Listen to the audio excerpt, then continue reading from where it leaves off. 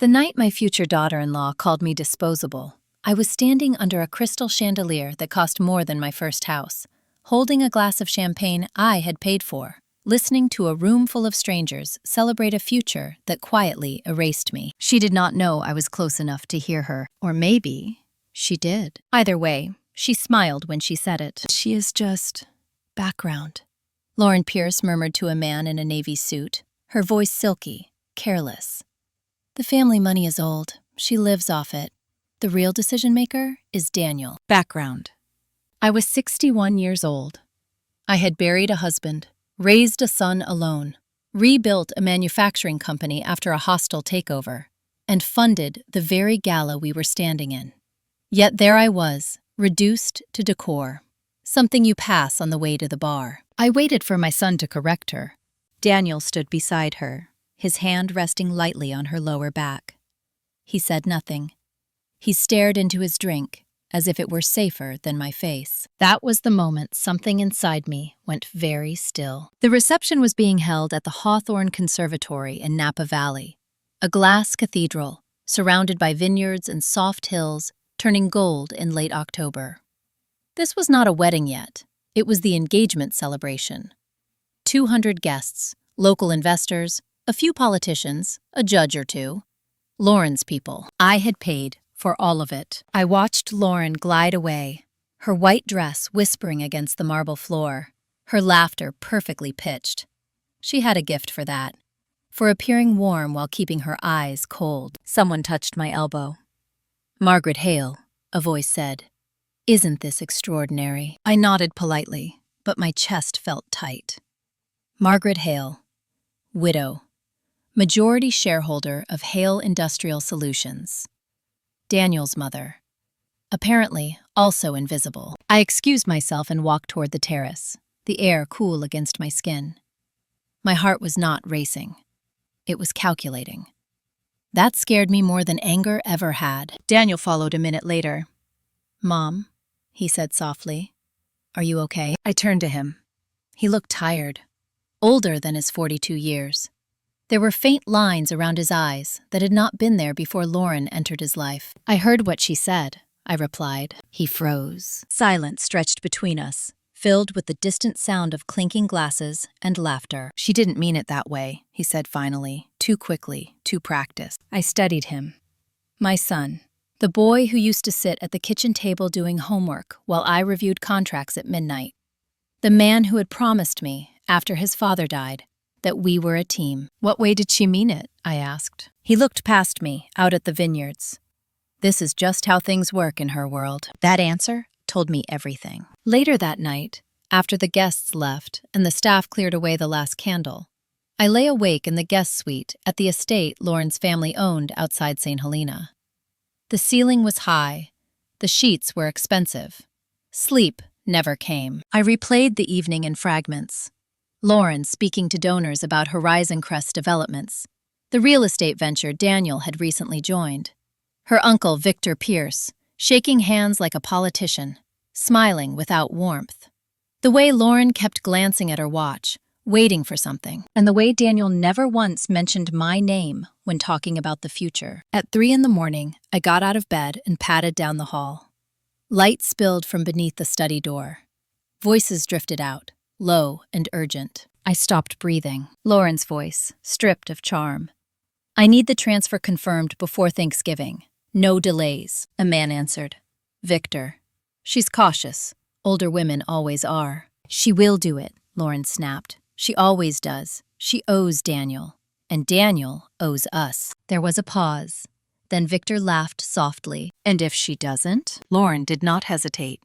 "Then we make sure she understands how easily everything she loves can be taken away." My hand tightened around the door frame. In that moment, I realized this was not about a wedding. It was about control. And I was the obstacle. I backed away silently, my pulse steady, my mind already shifting gears. They thought I was background. They were about to learn the difference between silence and surrender. By morning, I had decided on one thing. I would not confront them. Not yet. People like Lauren Pierce did not fear anger. They feared exposure. And exposure required patience. I joined them for breakfast in the sunlit dining room, porcelain and linen laid out with effortless wealth. Lauren kissed my cheek, all warmth and affection, as if she had not threatened my life's work hours earlier. "Margaret," she said, "I hope you slept well. Perfect performance." I almost admired it. Daniel avoided my eyes. Over coffee, Lauren slid a leather folder across the table toward me. "I wanted to officially share something exciting," she said. "A chance for us to build a legacy together." The folder contained glossy renderings of a luxury housing development outside Santa Rosa, Horizon Crest. The same name I had heard whispered the night before. Daniel leaned forward. "Mom, this is big. We are opening the investment round soon. Having you on board would mean everything." I opened the folder slowly. The language was polished, too polished. Promises of returns that did not align with current market conditions. Layers of subsidiaries, offshore references buried in footnotes. I had seen this before. Different decade, different faces, same smell. "When is the deadline?" I asked. Lauren smiled. "The engagement dinner was a soft introduction. The formal announcement is planned for Christmas. But we would need your commitment before then." Of course. Tie generosity to the holidays. Family pressure, wrapped in sentiment. "I will review it," I said. Daniel exhaled, relieved. Lauren's smile tightened for a fraction of a second. That afternoon, I drove into town alone and parked outside a small law office, wedged between a bakery and a nail salon. The sign read, "Evelyn Ross Investigations." Evelyn opened the door herself. 70 years old, sharp eyes, flat shoes.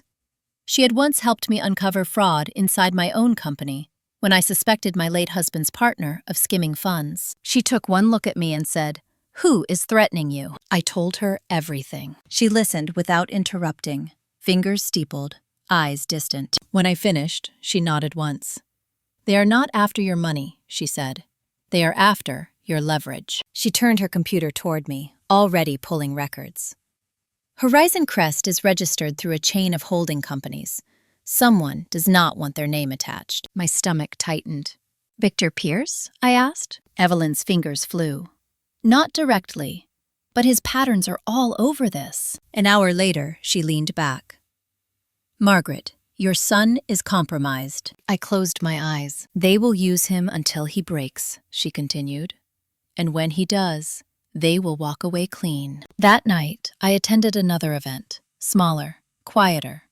A wine tasting hosted by Horizon Crest for potential investors.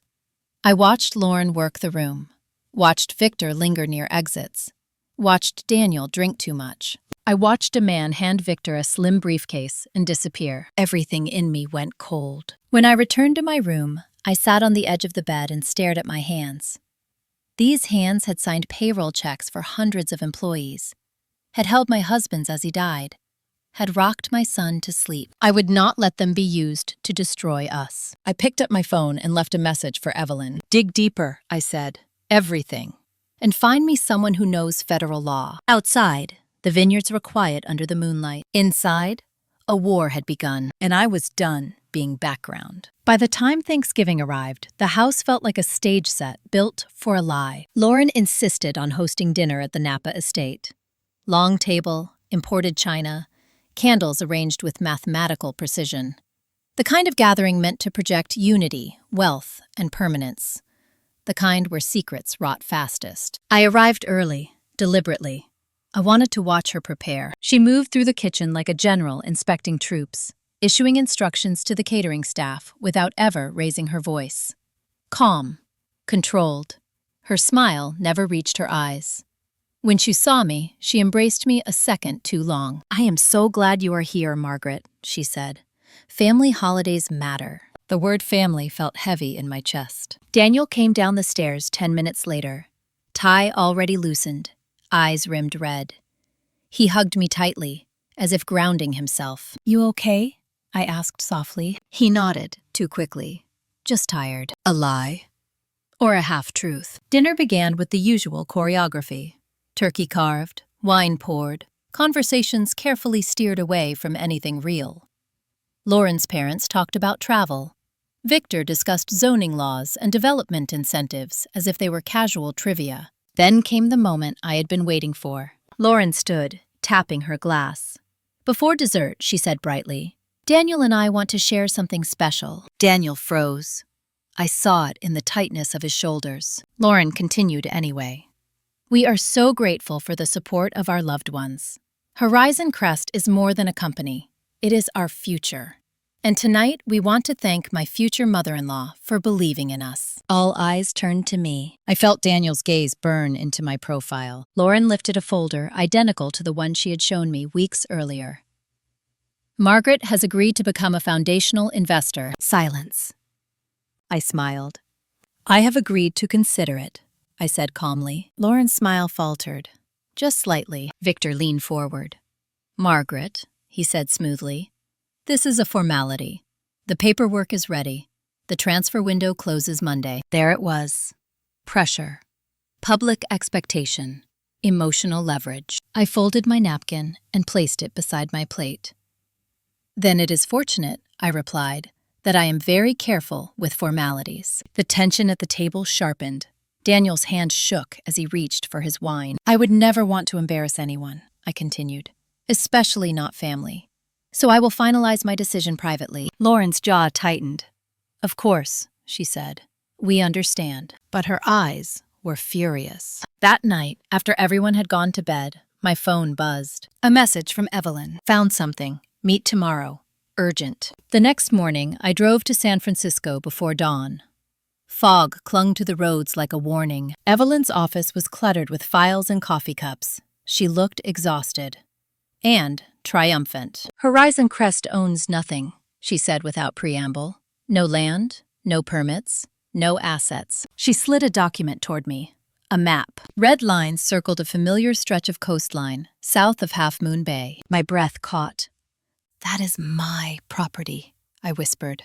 "The house Robert and I built." "They have filed a conditional development proposal that absorbs it," Evelyn said. "They are using eminent domain pressure through shell entities. If Horizon Crest collapses under debt, your land becomes collateral." The room tilted. "They are not marrying into your family," she continued. "They are annexing it." Rage burned through the shock, clean and clarifying. "And Daniel?" I asked. Evelyn's face softened. "He signed the legal framework." I closed my eyes. When I opened them, my voice was steady. "Who do we bring this to?" Evelyn smiled thinly. "I already did." She nodded toward the door. A man stepped inside. Plain suit, tired eyes, federal posture. "Margaret Hale," he said. "I am Agent Thomas Reed, and I believe you are about to help us end a very long investigation." Agent Reed did not offer sympathy. He offered clarity. Victor Pierce had been laundering investment funds through real estate shells for over a decade. Too careful to touch the money himself. Too smart to leave fingerprints. Horizon Crest was his boldest move yet. "Why now?" I asked. Reed folded his hands. "Because your son made a mistake years ago. One Victor has been holding over him." The words landed like a blow. Daniel had not been seduced. He had been trapped. I drove back to Napa in silence, the radio off, my thoughts sharp and relentless. When I arrived, Daniel was alone in the study, staring at a blank screen. I closed the door behind me. He looked up and immediately knew. "You know," he said hoarsely. I placed the map on his desk. Then the financial breakdown. Then the federal badge Reed had allowed me to photograph. Daniel collapsed into his chair. "I tried to fix it," he whispered. "I thought if I could just get through the wedding." "There is no through," I said gently. "Only deeper." He broke then. Told me everything. The missed filing, the threat, Lauren's role, Victor's leverage. When he finished, I knelt in front of him and took his face in my hands. "You are not disposable," I said. "And neither am I." That night, I met Agent Reed again. Quiet diner, back booth. "I will invest," I told him. Publicly. He studied me. "You understand what that means." "I understand bait," I replied. "And I understand timing." The plan took shape quickly. My money would be traced. The wedding would proceed. Every lie would be documented. "They think I am background," I said. "Let them keep thinking that." Outside, Christmas lights were already going up along the main street. Lauren was planning a wedding. Victor was planning an escape. And I was planning their downfall. The next chapter would begin, at the altar, and it would end in handcuffs. December changed everything. On the surface, Napa transformed into something soft and harmless. Wreaths on iron gates, white lights woven through bare vines, carolers outside tasting rooms. The illusion of peace was almost convincing. Inside our family, it was a controlled burn. Lauren moved into full command mode. The wedding was set for the second weekend of January, a winter ceremony at a restored historic mansion overlooking the valley. She spoke of it constantly. The flowers, the guest list, the investors flying in as friends. Every word carried a double meaning now. I played my part. I smiled. I attended fittings. I approved menus. I even complimented Lauren's choice of venue, knowing full well that the guest list had been engineered to include nearly every potential mark Victor wanted in one room. At night, I met with Agent Reed. The operation was already live. My promised investment, publicly announced as a 7-figure commitment, was the hook. The paperwork Daniel had prepared years earlier made Horizon Crest appear legitimate to anyone who did not know where to look. Federal eyes were everywhere. Hotel staff, catering, security, even the florist. What they needed now was proof of intent. Victor touching the money. Lauren directing the flow. Daniel cooperating without realizing how much he was being watched. The hardest part was my son. He was unraveling. I could hear it in his voice when he called late at night. Could see it in the way his hands shook when he poured coffee. The guilt sat on him like a weight. He barely slept. He barely ate. One afternoon, 3 weeks before Christmas, he showed up at my house unannounced. "I can't do this," he said the moment I opened the door. I pulled him inside and closed it quietly behind us. "They are asking me to prepare final trust amendments," he said, "for after the wedding. They want protections. For Lauren." "Protections from what?" I asked. His laugh was brittle. "From me, from you, from reality." I said nothing. "They want me to draft documents that would transfer authority if something happened to you," he continued. "Medical, financial. They are positioning Lauren as next of kin." That was new. Cold fear slid down my spine, followed immediately by fury. "They are accelerating," I said, "which means they are scared." Daniel stared at me. "Of what?" "Of losing control," I replied. "Which means we are closer than you think." Christmas came and went like a performance. Lauren gave me an antique locket from her grandmother. Victor toasted to family legacy. Daniel smiled like a man drowning slowly. On Christmas night, as the house settled into silence, my phone buzzed. Unknown number. When I answered, Lauren's voice filled my ear. Not sweet, not polite. "You are stalling," she said. "I am considering," I replied calmly. "You do not have time," she snapped. "Victor has been patient. I have been patient. Do not embarrass us." "Or what?" I asked. A pause. Then, softly, "Accidents happen." I ended the call without responding. My hands were steady. My heart was not. I called Agent Reed immediately. "They are escalating threats," I said. "That is good," he replied. "Fear makes people sloppy." The next day, I signed the transfer. The money moved exactly where they wanted it to go, and exactly where the FBI could see it. The week before the wedding was the calm before the collapse. Lauren was radiant. Victor was confident. Horizon Crest was suddenly flush with new commitments. Everyone believed the story. Everyone except the people watching from the shadows. The rehearsal dinner was held at the mansion itself. Long tables, candlelight, toasts that sounded like vows. I sat at the head table beside Victor, close enough to smell his cologne, close enough to see the faint tremor in his hand when he lifted his glass. He knew something was coming. He just did not know what. During dessert, he leaned toward me. "You have been very generous, Margaret." I met his gaze. "I believe in finishing what I start." He smiled. It did not reach his eyes. That night, Agent Reed met me in the empty ballroom while staff reset chairs for the ceremony. "Tomorrow," he said quietly, "we need you to give the signal." I nodded. The plan was simple, brutal, public. The ceremony would proceed. The guests would gather. The final confirmations would be exchanged. Victor would consolidate funds on site, and then I would speak. The morning of the wedding dawned cold and bright.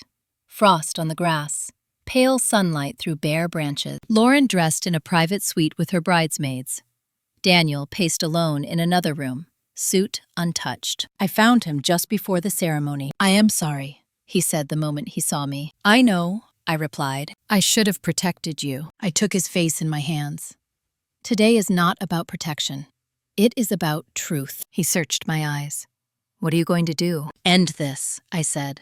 "For both of us." The guests took their seats. Music swelled. The doors opened. Lauren walked down the aisle, flawless and smiling, toward a future she believed she owned. I watched from the front row, my heart steady, my mind clear. When the officiant invited personal remarks before the vows, I stood. Gasps rippled through the room. Lauren turned, confused. Victor's smile vanished. "I have an announcement," I said, my voice carrying through the hall. "Regarding Horizon Crest and the investment I announced." Daniel went pale. I looked directly at Lauren. "I am withdrawing all funding," I said. "Effective immediately." Silence. Then chaos. Lauren screamed. Victor moved toward the exit, and the doors opened. Agents flooded the room. By the time handcuffs clicked shut, the wedding flowers were trampled, the guests were crying, and my son was standing beside me, free for the first time in years. This was not revenge born of anger. It was justice born of patience. And it was only the beginning. The silence after the arrests was worse than the screaming. It settled over the mansion like ash after a fire, heavy and disorienting. Guests stood frozen between overturned chairs and wilted arrangements, unsure whether to cry, flee, or pretend none of this was happening. The string quartet had stopped mid-note. One violin lay on its side like a fallen bird. I remained standing. An agent guided Victor Pierce away, his hands cuffed behind his back, his jaw clenched so tightly I thought his teeth might shatter. As he passed me, he leaned close enough that only I could hear him. "You think this is over?" he hissed. "You have no idea what you just started." I met his eyes. I know exactly what I ended. Lauren was not screaming anymore. She was sobbing now, mascara streaking down her cheeks, her white dress bunched under her as she sat on the floor. Two agents spoke to her in low, efficient tones. She looked small, younger, almost human. Almost. Daniel stood beside me, unmoving. When an agent approached him, badge visible, my son flinched. "Daniel Hale," the agent said calmly, "we need to speak with you." I stepped forward. "He is cooperating." The agent nodded. "We know. That does not mean this will be easy." Daniel closed his eyes. As they led him away, not in handcuffs but not free either, something inside my chest cracked open. This was the cost. I had known it would come, but knowledge does not soften impact. The mansion emptied quickly after that. Guests fled into the cold morning, phones already out, whispers turning into headlines. By noon, the story was everywhere. A wedding turned federal sting, a real estate empire exposed as a fraud, a mother who pulled the plug. By evening, I was alone. I sat in the empty bridal suite, still scented with flowers and perfume, and finally let myself breathe. My hands shook, now that there was no one left to watch. A knock came at the door. Agent Reed stepped inside. His face was drawn, tired, but his eyes were sharp. "You did well," he said. "At what cost?" I asked. He did not answer immediately. Instead, he handed me a folder. Inside were photographs, bank records, wire transfers, names I did not recognize.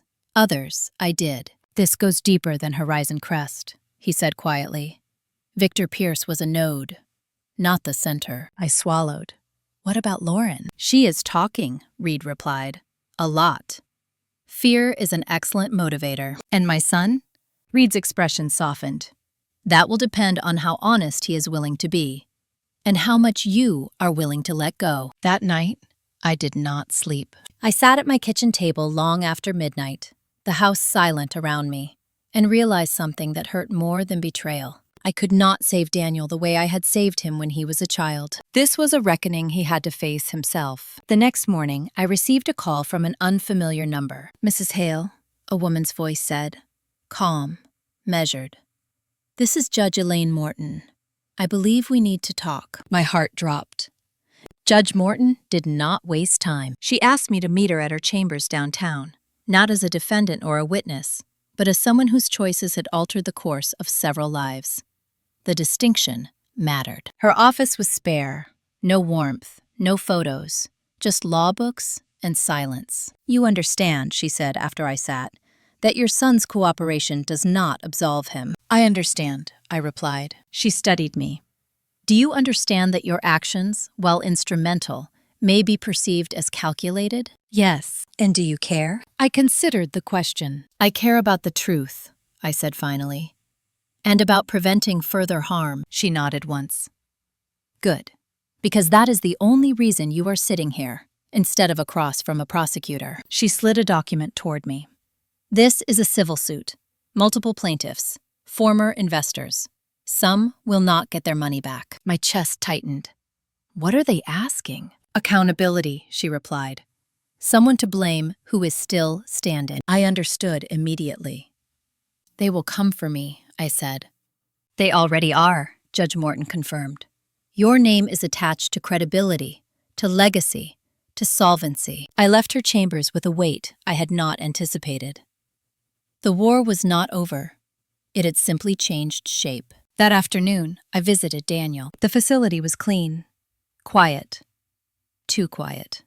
He looked smaller in the visitation room, stripped of his suit, his confidence, his defenses. "I ruined everything," he said, before I could speak. "You exposed it," I replied. "There is a difference." He shook his head. "I let them use you." I reached across the table and took his hands. "You let fear make decisions for you. That does not make you evil. It makes you human." Tears filled his eyes. "Will you forgive me?" I did not answer immediately. "I will not protect you from consequences," I said. "But I will not abandon you." He nodded. It was enough. As I stood to leave, he said something that stopped me cold. "Lauren told them something before the wedding," he said quietly. "What?" I asked. "That you were sick." The room seemed to tilt. "She said you were declining. That soon I would need to take over everything. That Victor had planned contingencies." I felt a chill settle into my bones. They had been planning my erasure long before the wedding. That night, Agent Reed called. "We found documents," he said. "Medical power drafts, guardianship language. They were preparing to challenge your competence." I closed my eyes. "They were not just stealing," I said. "They were replacing me." "Yes," Reed replied. "And now, they will claim you manipulated the system to protect yourself." The irony was almost poetic. As I hung up, I realized something else. I had exposed them. But exposure was not the same as exoneration. The final battle would not be loud. It would be quiet, legal, surgical, and it would determine whether justice ended with truth or with me becoming the villain in someone else's story. I poured a glass of water and stood alone in my kitchen, staring at my reflection in the dark window. They had underestimated me once. They would not do it again. The lawsuit arrived on a Tuesday morning, delivered by a courier who looked uncomfortable making eye contact. 6 plaintiffs, 3 law firms. 1 accusation repeated in different fonts and tones. Manipulation, undue influence, self-dealing. According to the filing, I had orchestrated an elaborate revenge against my future daughter-in-law, exploited my son's vulnerability, and used federal authorities as a weapon to protect my inheritance and consolidate power. I read it twice, then a third time. Not once did it mention Victor Pierce's history. Not once did it acknowledge the shell companies, the money laundering, or the attempted guardianship. The truth had been carved out like a tumor and discarded. I called Evelyn. "They are rewriting the story," I said. "Of course they are," she replied. "They always do." By Friday, reporters were camped outside my gate, some sympathetic, others hungry. Headlines shifted from wedding sting to ruthless matriarch. Words like revenge and betrayal were thrown around with casual cruelty. Daniel called that night. "I saw the news," he said quietly. "I know. They are blaming you." "I know." A pause. Then, "I want to testify." I closed my eyes. "Daniel." "No," he said firmly. "Not as your son. As myself. As someone who made choices." Fear flared, sharp and immediate. "If you do that," I said, "they will tear you apart." "I deserve it," he replied. but you do not. I did not sleep that night. The deposition was scheduled for the following week. Private. Closed door. But nothing stayed private for long. My attorney, Claire Whitman, was precise and unsentimental. She had silver hair, sharp suits, and a reputation for dismantling false narratives one piece at a time. They want you emotional, she said. They want you defensive. We will give them neither. The deposition room was small and cold. Across the table sat 3 attorneys, polite, smiling. Sharks. They asked about my marriage, my grief, my relationship with Daniel, whether I felt threatened by Lauren's youth, her beauty, her influence. I answered calmly. Then they asked the question they thought would break me. Isn't it true, one of them said, that you felt excluded from your son's future? I looked at him. I was excluded, I said. From lies, from crimes, from a plan to declare me incompetent and seize my property. Silence. Claire slid a document across the table. Medical power drafts, emails, Lauren's messages. The smiles vanished. The deposition ended early. That night, Agent Reed called. They are panicking, he said. Victor flipped. Full cooperation. I sat down heavily. And Lauren, she is trying to recast herself as a victim, Reed replied, claiming emotional manipulation by you. I laughed once. It sounded brittle. She learned from the best. The trial date was set for early spring. Daniel was released pending final sentencing. Community service, loss of license, public disgrace. He moved into a small apartment downtown, started volunteering at a legal aid clinic. I watched him rebuild, quietly, painfully. One afternoon, he showed up at my house with a folder. I found something, he said. Inside were emails Lauren had deleted, but forgotten to erase from an old backup. Messages discussing my supposed decline. Timelines, contingencies. One line stood out. Once Margaret is out of the picture, everything stabilizes. My hands shook. This, Claire said later, ends it. But the plaintiffs had one last move. They subpoenaed me to testify in open court. The courtroom was full, not with spectators, but with judgment. People watched me as if I were a symbol rather than a person. The wealthy widow, the controlling mother, the woman who ruined a wedding and destroyed a family. I sat straight, hands folded, wearing the same navy suit I had worn to my first board meeting 40 years earlier. When I took the stand, the room went quiet. The plaintiff's attorney began gently. Childhood questions, career milestones, motherhood. Then, the turn. You funded the investigation, he said. Yes. You coordinated with federal agents. Yes. You withdrew funding, publicly, at your son's wedding. Yes. And you claim this was not revenge. I met his gaze. I claim it was prevention. A murmur rippled through the room. He smiled thinly. Mrs. Hale, do you believe you are entitled to control your son's life? No, I replied. I believe I am obligated to protect the truth. He pressed harder. Even if it destroys him? I paused. When my husband died, I said, my son was 14. He wanted to quit school, to run away. I could have let him. That would have been easier, kinder in the moment. I looked at Daniel, seated behind me. I did not, I continued. Because love is not indulgence. Love is insisting someone face what they are capable of becoming. The attorney scoffed. So you admit to orchestrating consequences? Yes, I said. For criminals. Claire stood. Your Honor, may we present Exhibit 12? The emails appeared on the screen. Lauren's words. Cold. Calculated. The courtroom shifted. The plaintiff's narrative collapsed slowly, then all at once. When the judge dismissed the case, there was no applause. Just relief. Outside, reporters shouted questions. I ignored them. Daniel walked beside me in silence. At the steps, he stopped. You were right, he said.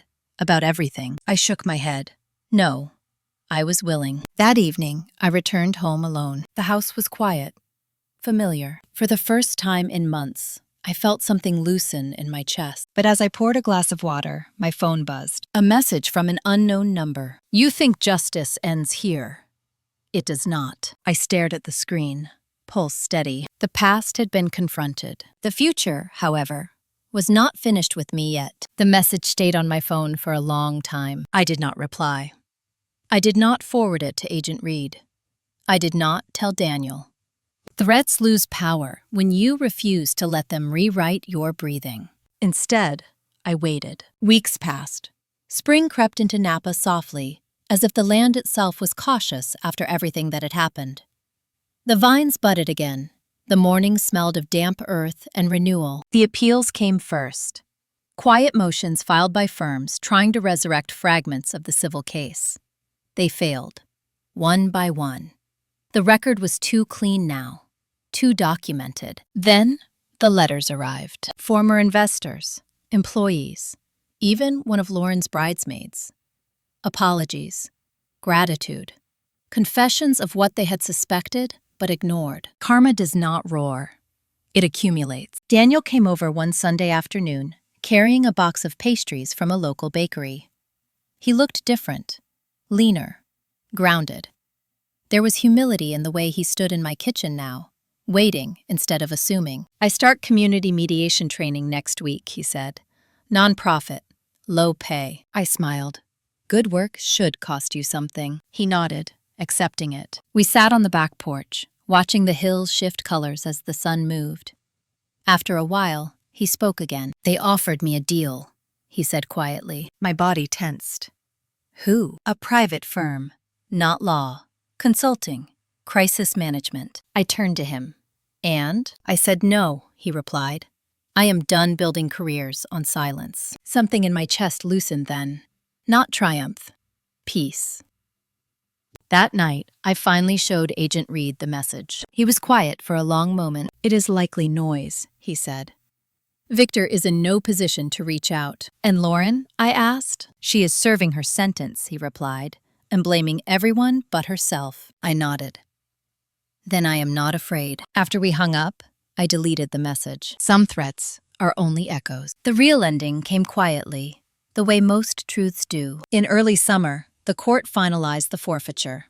The properties, the accounts, including the land they had tried to swallow around my home. I stood on the bluff one morning, the ocean far below, the wind tugging at my hair, and realized something important. They had wanted me erased. Instead, they had preserved me. My name was clean, my story intact, and my son, though changed forever, was finally honest with himself. The cost had been immense, but the rot was gone. A year later, I stood in my kitchen preparing Thanksgiving dinner. The same table, the same house, but nothing else was the same. Daniel arrived early, sleeves rolled up, offering to peel potatoes.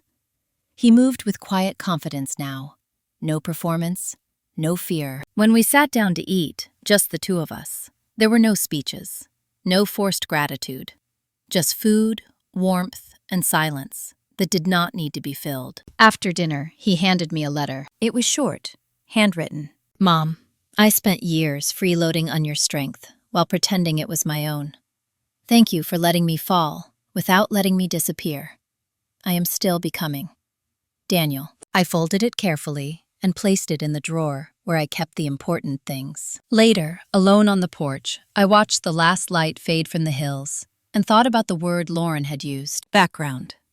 Invisible. Disposable. She had been wrong about all of it. I was not background.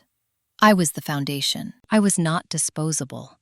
I was enduring. And I was not driven by revenge. I was driven by truth. If you are listening to this and you have ever been excluded, dismissed, or told you no longer matter, know this. Silence is not weakness. Patience is not surrender. And justice does not always look loud. Sometimes it looks like survival. If this story resonated with you, please take a moment to like it, share your thoughts in the comments, and subscribe to the channel for more stories about truth, karma, and finding your voice again. Thank you for listening.